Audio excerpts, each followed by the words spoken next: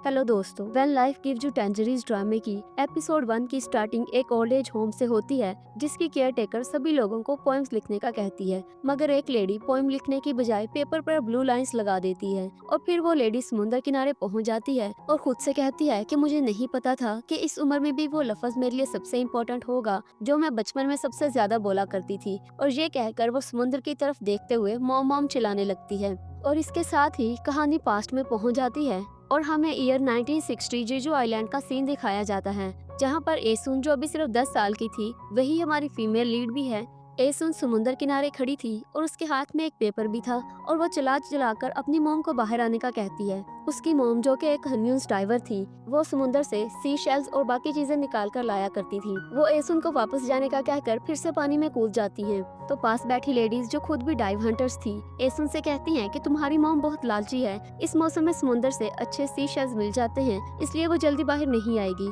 बल्कि तुम ग्वानसिक को देखो, उसके गाल रेड हो रहे हैं। ग्वानसिक जो कि इस ड्रामे का मेल लीड है, वो एम्बैरस होते हुए कहता है कि मेरे गाल तो धूप की वजह से रेड हुए हैं। तो वो लेडीज ग्वानसिक का मजाक उड़ाते हुए कहती हैं कि हमें पता है तुम्हारे गाल क्यों रेड हुए हैं, बस एसुन को ही नजर नहीं आता। एक हन्यू डाइवर की बेटी की शादी एक फिश मर्चेंट के बेटे से हो, ये तो जीजू में इम्पॉसिबल सी बात है। ये सब सुनकर एसुन गुस्से में ग्वानसिक के पास जाती है, उसे कहती है कि तुम्हारे गाल हमेशा रेड ही क्यों रहते हैं, क्या तुम्हें किसी ने थप्पड़ मारा है, और गुस्से में उसकी बाल्टी को गिराकर चली जाती है। ग्वानसिक उन सभी लेडीज से सीशेल्स और बाकी चीजें लेकर बाजार में बेचता है। इतने में एसुन की मॉम भी बाहर आ जाती है। सभी लेडीज अपनी चीजों में से कुछ चीजें अपनी हेड लेडी के लिए अलग करके रखने लगती हैं, जो कि अब बीमार थी और बीमारी की वजह से डाइविंग नहीं कर सकती थी। यह सब देखकर एसुन की मोम उनसे कहती है कि मैं इतनी मेहनत अपने बच्चों को खिलाने के लिए करती हूँ, ना कि उस लेडी को खिलाने के लिए। जिस पर वो लेडीज उसे कहती हैं कि तुम कितनी सेल्फिश हो, उसी ने तो हमें डाइविंग सिखाई थी, वैसे भी अगर कल कला को तुम बीमार हो जाओगी तो हम तुम्हारी भी ऐसे ही हेल्प करेंगे।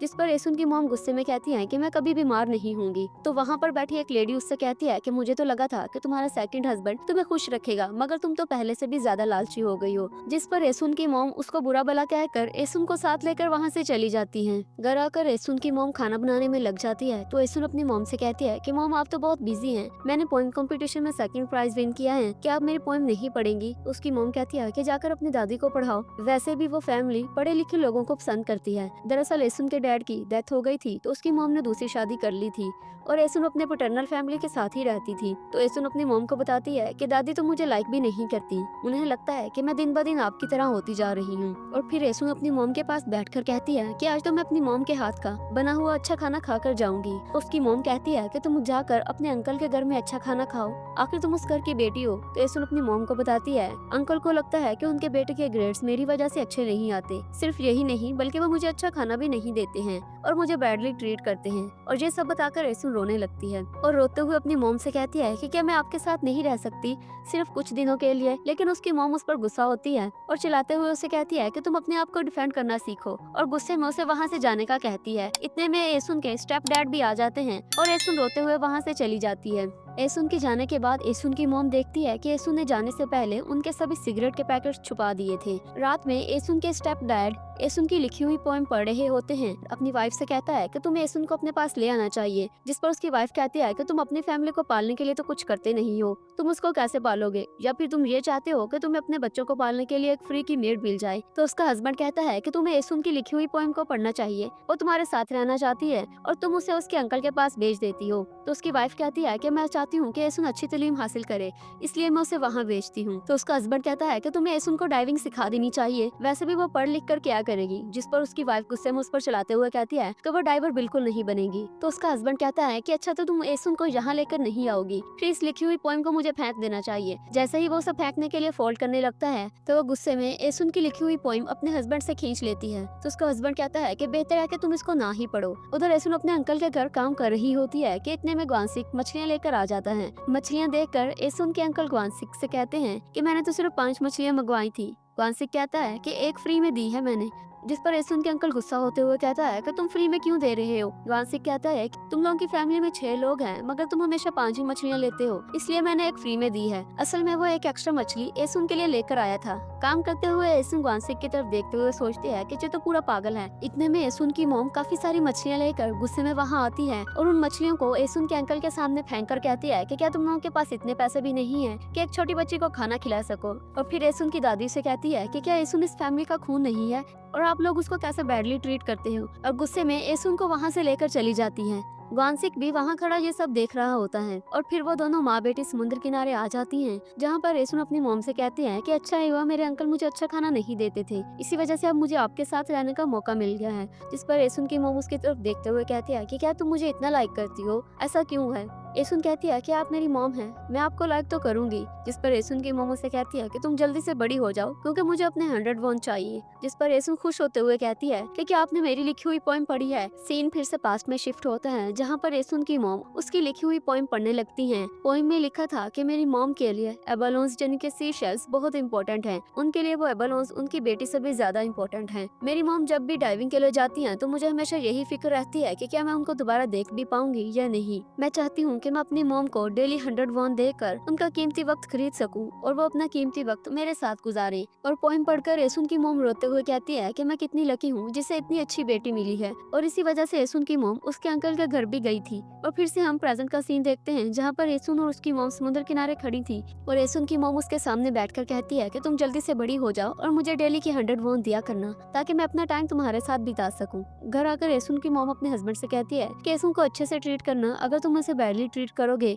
तो मैं तुम्हें घर से बाहर निकाल दूंगी। और फिर हम कुछ दिनों बाद का सीन देखते हैं, जहाँ पर एसुन क्लास की वाइस प्रेसिडेंट बनने पर रो रही थी क्योंकि उसे वाइस प्रेसिडेंट नहीं बल्कि प्रेसिडेंट बनना था। एसुन की मॉम उसे समझाते हुए कहती है कि वाइस प्रेसिडेंट के पास भी अच्छा इन्फ्लुएंस होता है, लेकिन एसुन रोते हुए कहती है कि मुझे तो सिर्फ प्रेसिडेंट ही बनना था। क्वांसी एसुन की मॉम को बताता है कि एसुन को 37 वोट्स मिले थे, उसके ओपोनेंट को 28 वोट्स मिले थे, मगर फिर भी उसे प्रेसिडेंट बना दिया गया। एसुन रोते हुए अपनी मॉम को बताती है कि उसने क्लास में अपने सर से कहा भी था कि उसे 37 वोट्स मिले हैं। उसका टीचर उसे कहता है कि 9 वोट से कोई फर्क नहीं पड़ता, प्रेसिडेंट बनने के लिए सिर्फ मॉरली नहीं बल्कि फाइनेंशियली भी स्ट्रॉन्ग होना पड़ता है और तुम्हारे ओपोनेंट के फादर फाइनेंशियली भी स्ट्रॉन्ग हैं। लेकिन एसुन की फिर से वही रट थी कि मुझे 37 वोट्स मिले हैं। इस पर उसका टीचर उस पर गुस्सा होते हुए कहता है कि तुम्हें जो पोजीशन मिली है उसी पर गुजारा करो वरना ये भी तुमसे छीन ली जाएगी। ये सब बातें अपनी मॉम को बताते हुए एसुन और ज्यादा रोने लगती है। और फिर हम एसुन की मॉम को देखते हैं जो अपनी फ्रेंड की जगह पर खेतों में काम कर रही होती हैं। उसकी फ्रेंड उसे कहती है कि तुम्हें देने के लिए मेरे पास पैसे नहीं है। इस पर एसुन की मॉम कहती है कि मुझे पैसे नहीं चाहिए बल्कि तुम्हारा पर्ल नेकलेस चाहिए।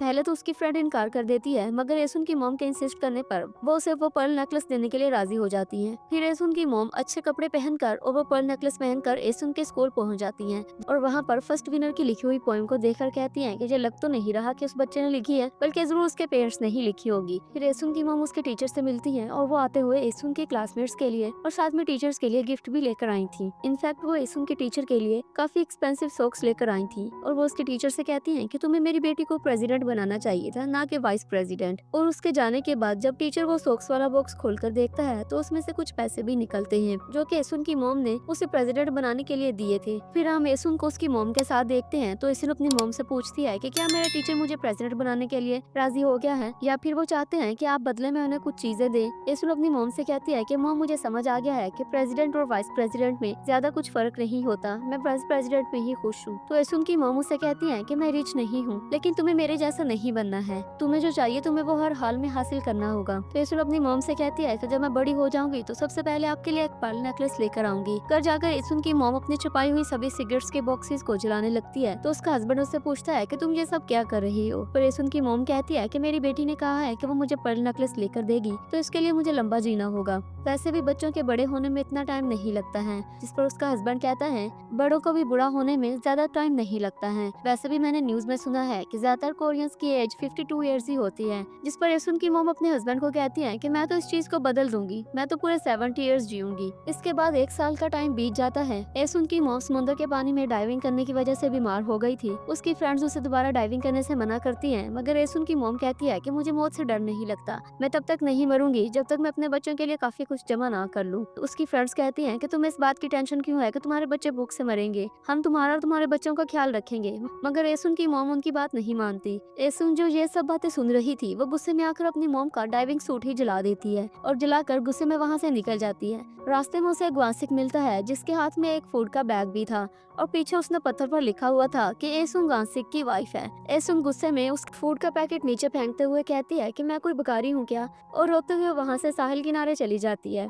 और जाकर वहाँ समुद्र की तरफ देखते हुए चिल्लाकर कहती है कि मेरी मॉम पर थोड़ा तरस खाओ, अभी मुझे अपनी मॉम के लिए बहुत कुछ करना है, मुझे उनके लिए पर्ल नेकलेस खरीदना है, मुझे उनको प्लेन पर बिठाना है, तो तुम मेरी मॉम को अकेला क्यों नहीं छोड़ देते। ग्वासिक उसके पीछे आता है और चुपचाप उससे थोड़े फासले पर खड़ा हो जाता है। कुछ देर होने के बाद एसुन उसकी तरफ देखते हुए कहती है कि आखिर तुम कुछ क्यों नहीं कह रहे, इधर मेरे पास आओ। ग्वासिक उसे पास जाकर खाना देते हुए कहता है कि तुम्हें रोने के लिए एनर्जी की जरूरत है, इसलिए इसे खा लो। एसुन रोते हुए कहती है कि क्या तुम मुझ पर तरस खाकर मुझे जो खाना दे रहे हो। ग्वासिक कहता है कि अगर मुझे तरस खाकर ही किसी को देना होता तो मैं किसी भिखारी को देता, ना कि तुम्हें देता। फिर ग्वासिक और एसुन दोनों मिलकर खाना खाने लगते हैं। खाना खाते हुए एसुन उसे कहती है कि भले तुम मुझे रोज खाना देते हो मगर इसका मतलब ये नहीं है कि मैं तुमसे शादी करूंगी। इस पर ग्वासिक उसे कहता है कि मैंने तुम्हें ऐसा तो नहीं कहा। तो एसुन उसकी तरफ देखते हुए पत्थर को उठाने लगती है जिसे देखकर ग्वासिक थोड़ा साइड को हो जाता है। उधर एसुन की ग्रैंड मदर खुद से सोचते हुए कहती है कि उसकी मॉम को भी थोड़ा और जीना चाहिए वरना उसकी बेटी का क्या बनेगा। कि तभी एसुन की मॉम वहाँ आकर उन्हें बाहर आने का कहती है और उनसे कहती है कि क्या आप मेरे साथ आ सकती हैं, मुझे अकेले जाने में डर लग रहा है। शायद वो उनसे कोई सीक्रेट कहना चाहती थी। और फिर घर आकर एसुन की मॉम एसुन को जगाती है और उसे अच्छे से खाना खिलाने लगती है।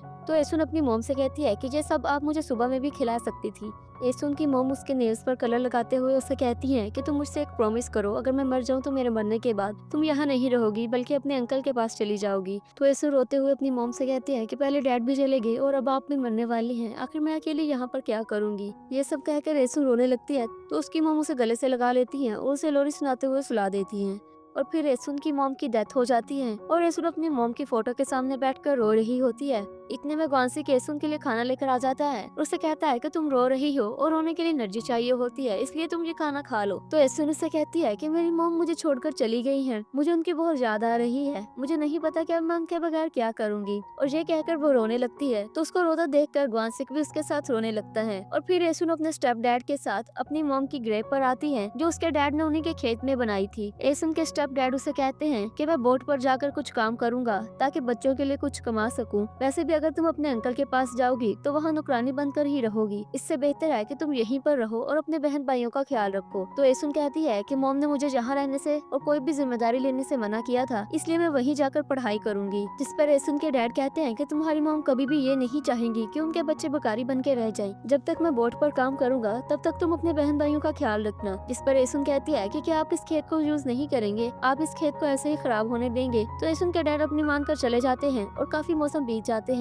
एसुन ग्वासिक के साथ मिलकर उस खेत को तैयार करती है और उसमें कैबेज उगाती है। आहिस्ता आहिस्ता एसुन के बहन भाई बड़े होने लगते हैं। एसुन के लगाए हुए कैबेज का खेत भी तैयार हो जाता है। इन सब में ग्वासिक ने हमेशा एसुन का साथ दिया था और एक दिन ग्वासिक एसुन के लिए मछलियाँ लेकर आता है। तो एसुन ग्वासिक से कहती है कि तुम्हारी फैमिली तो बैंकरप्ट है, फिर भी तुम इतनी सारी मछलियाँ कहाँ से ले आते हो। ग्वासिक कुछ भी कहे बगैर वो मछलियाँ पत्थर पर रखता है और साथ में एक हेयर पिन भी रख देता है और फिर से एसुन के साथ काम में लग जाता है। और फिर कुछ टाइम गुजरने के बाद एसुन थोड़ी बड़ी हो जाती है और फिर एक दिन एसुन अपना सामान बांधकर अपने स्टेप डैड का घर छोड़कर जाने लगती है, जिस पर उसके स्टेप डैड उसे रोकते हैं और कहते हैं कि थोड़ा टाइम और रुक जाओ। तो एसुन अपना सामान बांधते हुए कहती है कि मेरे क्लासमेट्स पढ़ाई करते रहते हैं लेकिन मैं हमेशा घर के कामों में बिजी रहती हूँ, मैं भी स्कूल जाना चाहती हूँ और पोइट बनना चाहती हूँ। जिस पर उसके स्टेप डैड कहते हैं कि तुम यहाँ पर रहकर मुझे पैसा कमाने में हेल्प करो, बदले में मैं तुम्हारी कॉलेज की फीस अदा करूंगा। और रात में एसुन अपने बहन भाइयों को खाना खिला रही होती है तब उसके डैड कहते हैं कि मैं अभी तक तुम्हारी स्कूल की फीस अदा करता आया हूँ और आगे भी तुम्हारी कॉलेज की फीस भी अदा करूंगा। तुम मुझे अपना स्टेप नहीं बल्कि रियल डैड ही समझो, बस तुम कुछ और टाइम यहाँ रुक कर अपने बहन भाइयों का ख्याल रख, मैं तुम्हारी कॉलेज की फीस अदा करने के लिए पैसे जमा करूंगा। और ये सब सुनकर एसुन वही रुक जाती है। और फिर कुछ टाइम गुजरने के बाद हम देखते हैं कि ग्वासिक बाजार में मछलियाँ बेचता है और एसुन उसके स्टॉल के पास ही अपनी कैबेज का स्टॉल लगाती है। मगर एसुन हर टाइम पढ़ती रहती देती है और ग्वानसिक ही उसकी कैबेज भी बेचता है। और एक दिन एसुन की मॉम की फ्रेंड्स आपस में कहती हैं कि हमें वेंगरी की बेटी के बारे में परेशान होने की जरूरत नहीं है, उसके पास तो पहले से ही एक केयर टेकर है। इसी तरह डेली एसुन ग्वानसिक के साथ उसकी साइकिल पर डेली बाजार आती है। ग्वानसिक अपनी मछलियों के साथ साथ एसुन की कैबेज भी बेचता है और एसुन हमेशा पढ़ाई में बिजी रहती है। और बहुत साल बीत जाते हैं और कहानी ईयर 1967 में पहुंच जाती है, जब एसुन और ग्वानसिक काफी बड़े हो जाते हैं।